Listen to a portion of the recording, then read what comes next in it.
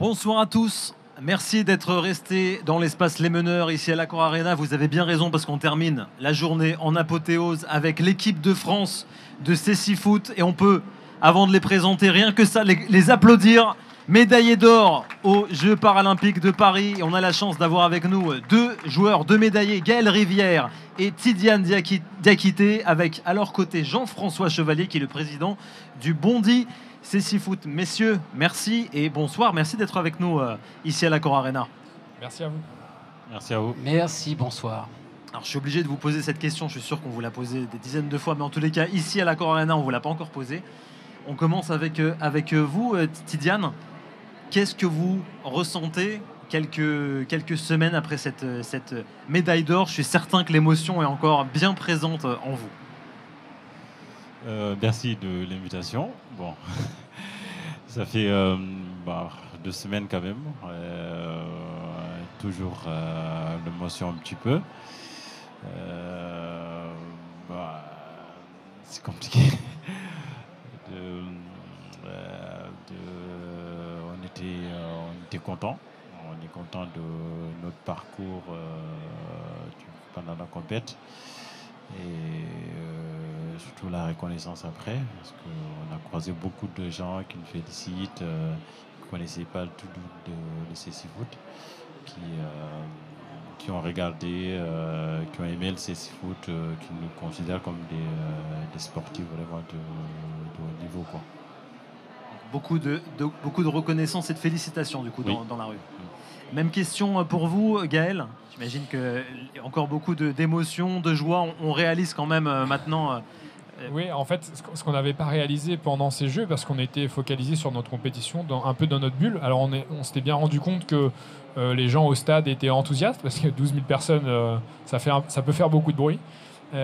Et ça peut même ne pas en faire, mais supporter très fortement les athlètes avec ces holas silencieuses. Donc ça, on s'en était bien rendu compte, mais quand on essayait de se rester focalisé sur notre compétition, on n'avait pas appréhendé à quel point ça avait enthousiasmé le pays en entier, je pense. Je pense qu'on peut aller jusque-là, avec ces audiences, 5 millions le jour de notre finale. Voilà, donc on a mesuré après coup avec ce que disait Tidiane, c'est-à-dire les témoignages de gens qui nous disent merci de nous avoir fait vivre de tels moments, et à qui on doit dire merci à vous d'avoir partagé ça avec nous, et merci grâce à vos mots de nous faire replonger à chaque fois dans cette parenthèse un peu enchantée qu'on a vécue pendant les Jeux paralympiques. Donc c'est vraiment un rêve qui se poursuit pour le moment. Je ne sais pas quand est-ce qu'on va retoucher terre complètement, mais pour le moment, on est encore un peu en lévitation. Merci Gaël. Jean-François, vous avez suivi évidemment de près leur performance. Vous deviez être très ému début septembre lorsqu'ils se sont imposés face à l'Argentine en finale. C'était à l'Arena du Champ de Mars. Oui, c'était sans mots. Je le dis à chaque fois quand on va aux rencontres, que ce soit sur les championnats de France, Coupe de France. Quand on arrive au Champ de Mars, au pied de la Grande Dame, je dis toujours, le résumé, c'est les grands monsieur au pied de la Grande Dame. C'est toujours bluffant de les voir jouer. Et puis de réussir à se challenger et de réussir ce défi, de pouvoir marquer contre l'Argentine et de les voir à la fin, on peut qu'être un président heureux sur ce résultat collectif. Messieurs, je vous redonne la parole dans quelques secondes. J'avais une autre question pour vous, Jean-François. C'est intéressant pour le public de présenter l'histoire de votre club. Comment l'idée vous est venue de lancer un club à Bondy, un club de Cécifoot? Oui, il me faudrait des heures pour en parler, mais cette idée est née d'un regard face au handicap. Il y a quelques années, j'étais face à des non-voyants avec leur canne et j'avais peur. Et on parle d'inclusion, on parle du changement du regard sur le handicap. Et j'avais peur d'aller vers une personne en situation de handicap comme eux avec leur canne blanche. Et un jour, notre ami Samir, le cofondateur du club, m'a dit « Viens voir un match de foot pour les non-voyants ». J'y croyais pas. Je me suis dit comment un non-voyant peut faire du football et mettre des buts. Et je suis arrivé dans un gymnase et j'ai vu jouer. Et je le dis toujours, permettez-moi cette expression, j'ai eu le cul par terre, de pouvoir voir des jeunes en situation de handicap faire du football et mettre des buts. Et Samir, sélectionnant l'équipe de France une année, me dit « Jean-François, est-ce que tu penses qu'à Bondy, on peut faire venir l'équipe de France de Cécifoot ?» Pour moi, c'était un vrai défi de pouvoir faire découvrir à des jeunes des quartiers, des jeunes de chez nous, de Bondy, quelque chose dont ils n'avaient jamais vu, sans jeu de mots. Et on l'a fait. Ils sont venus 3 jours. On les a accueillis. On a fait venir les centres de loisirs, les jeunes des quartiers. Et c'était vraiment un moment fort qui m'a dit un jour, à Samir, on créera un jour notre club à Bondy. Et si vous me posez la question, peut-être l'avant-dernière, moi j'ai envie qu'aujourd'hui on cesse de parler de Mbappé à Bondy. Mais quand on parle de Bondy, on parle de CSU Foot. Ça, c'est effectivement une vraie satisfaction. Et ces jeux ont, pour moi, permis de faire découvrir à des millions de Français ce que c'est que le CSU Foot. Gaël, Tidiane, je vous redonne la parole. On va remonter un petit peu le temps avant cette médaille, parce que ça intéressera forcément le public. Racontez-nous la préparation que vous avez vécue.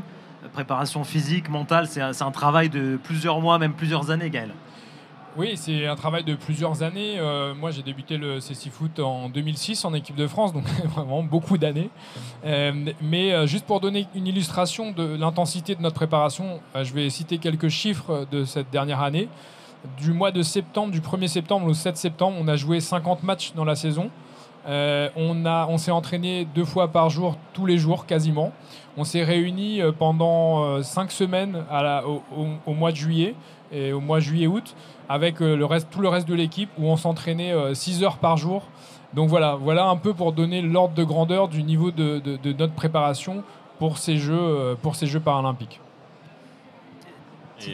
Moi, je vais commencer le CSI Foot en 2011 et voilà, comme Gaël l'a dit, les entraînements, on avait 2 entraînements par jour et le stage équipe de France, le championnat de France, Coupe de France et Coupe européenne avec Bondy. Voilà. Quand vous avez commencé le CSI Foot, Tidiane, est-ce que vous aviez un objectif, un rêve de médaille ou c'était vraiment très lointain, vous n'y pensiez pas du tout? Pas du tout, parce que moi je ne connaissais pas du tout le CSI Foot. Je suis arrivé en France en 2011 avec une association. Ils m'ont proposé le sport adapté pour les déficients visuels. Il y avait le foot, il y avait l'athlé. J'ai essayé un loisir et ça m'a plu. Et puis j'ai continué jusqu'à être sélectionné en équipe de France. Je ne pensais pas que je vais déjà être sportif de haut niveau jusqu'à être médaillé à Paris. Quelle est votre situation, Tidiane, aujourd'hui en dehors de ce rôle de joueur? Est-ce que vous avez une activité à côté? Je crois que Gaël, lui, est avocat. Si je ne dis pas de bêtises, il nous en dira peut-être un mot. Comment ça se passe, la vie, en dehors des terrains? En dehors du terrain, je travaille à la mairie de Bondy comme agent administratif grâce à Bondy CSI Foot Club. Parce que le club, ce n'est pas que le foot, parce qu'il y a aussi l'insertion pour les personnes en situation de handicap. Depuis 2022, je travaille à la mairie de Bondy. Et vous, Gaël, un petit mot sur votre fonction? Avocat, dans quel secteur, dans quelle spécialité? Alors moi, je suis avocat dans un cabinet qui s'appelle Bredin-Pratt, qui est un cabinet de droit des affaires, et je suis, en ce qui me concerne, plus particulièrement spécialisé en régulation bancaire et financière. Donc un domaine presque aussi enthousiasmant que le CSI Foot. Et est-ce que cette médaille, elle a changé votre quotidien ou finalement pas tant que ça? Pour ma part, non, parce que en dépit du fait qu'on soit sportif de haut niveau, qu'on soit médaillé d'or, on demeure tous des sportifs amateurs, c'est-à-dire qu'on n'est pas aujourd'hui en mesure de vivre de ce sport. On espère que ça changera pour nous ou pour les générations à venir. Mais en tout cas, aujourd'hui, pour raconter une petite anecdote, beaucoup de joueurs dans l'équipe de France avaient à ce point intégré le fait qu'il fallait retourner à la vie civile le plus vite possible, au point qu'ils n'avaient pas posé de jour de congé le lundi qui suivait immédiatement la finale. Donc on a dû ajuster, envoyer des mails au dernier moment pour dire « Ouais, au fait, je vais peut-être venir un petit peu après quand même ». Jean-François, vous êtes le président du club de Bondy CSI Foot. Qu'est-ce que vous attendez après ces Jeux Olympiques? Quelles sont les perspectives pour le club? Est-ce qu'il y a eu de nouveaux licenciés, de nouveaux joueurs qui sont venus prendre des renseignements? Est-ce que vous n'avez pas peur que la dynamique s'essouffle après ces Jeux? Oui, on a toujours peur. La politique du club, c'est continuer de faire ce qu'il fait depuis plus de 5 ans. C'est un jeune club avec des sportifs de haut niveau. Ce sont des sportifs qui travaillent, qui ont une vie, mais on doit aussi assurer l'avenir du club, c'est de pouvoir recruter des jeunes joueurs. Donc l'objectif du club, c'est créer une académie pour les jeunes enfants déficients visuels. Elle est presque partie. c'est une académie de 7 à 17 ans, parce que forcément, nos joueurs actuels partiront à un moment donné à la retraite, c'est logique. Mais en tout cas, pour devenir des sportifs de haut niveau comme eux, il faut des années. Donc c'est au berceau qu'il faut prendre les enfants pour leur apprendre le cécifoot, pour que demain, le club continue d'exister. L'après-jeu, j'ai envie de vous dire, personnellement, j'y croyais pas ou peu. Pourquoi ? Parce qu'il y a l'avant, il y a le pendant, il y a l'après. Les sportifs de haut niveau, ce sont des sportifs qui sont entraînés par des clubs locaux comme les nôtres, et on le fait 2 fois par semaine avec eux. Donc on l'a fait avant, on l'a fait pendant, et on va continuer de le faire. L'objectif du club, c'est donc de continuer à des enfants en situation de handicap de faire du sport. J'ai eu une riche idée, et Gaël en rigole encore avec moi, on est un club de déficients visuels auquel on a raccroché une section valide.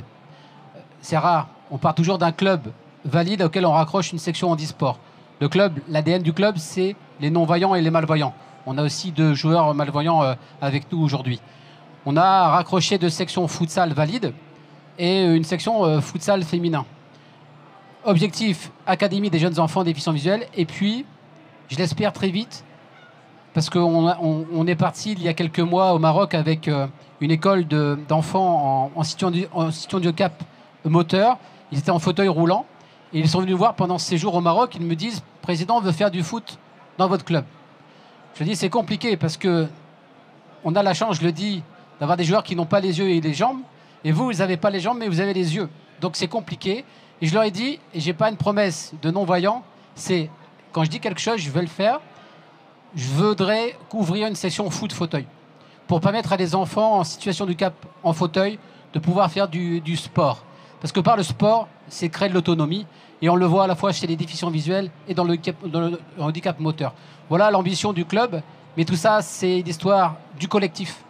Et s'il y a un lien à faire avec BPI et naturellement les meneurs, c'est de croire toujours à ce qu'on dit et à nos rêves et de pouvoir ensemble, grâce à ce collectif, de pouvoir réussir.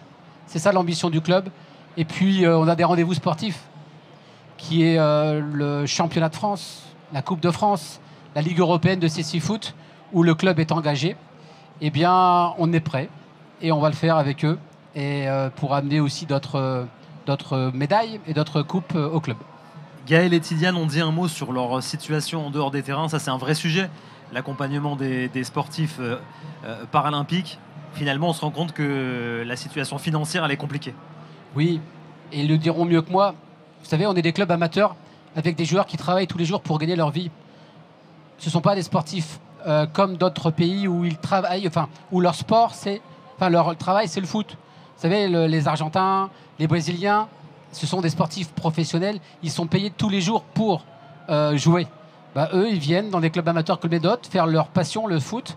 Et j'espère qu'un jour, nos représentants fédéraux, fédérations ou politiques, un jour ils soient considérés comme des sportifs pros et ils soient payés pour assurer effectivement la relève du cécifoot français chez nous.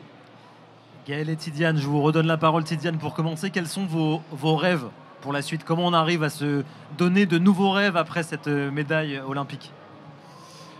C'est compliqué. Bon, on verra bien. Là, on est en mode repos. Et on espère que d'ici quelques mois, on va reprendre.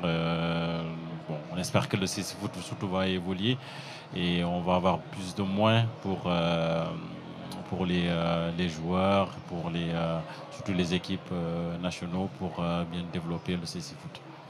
Est-ce qu'il y a des partenaires, de nouveaux partenaires, Gaël peut-être pour s'exprimer sur ce sujet, qui vous ont approché, des sponsors? Est-ce que ça existe aussi pour les athlètes paralympiques?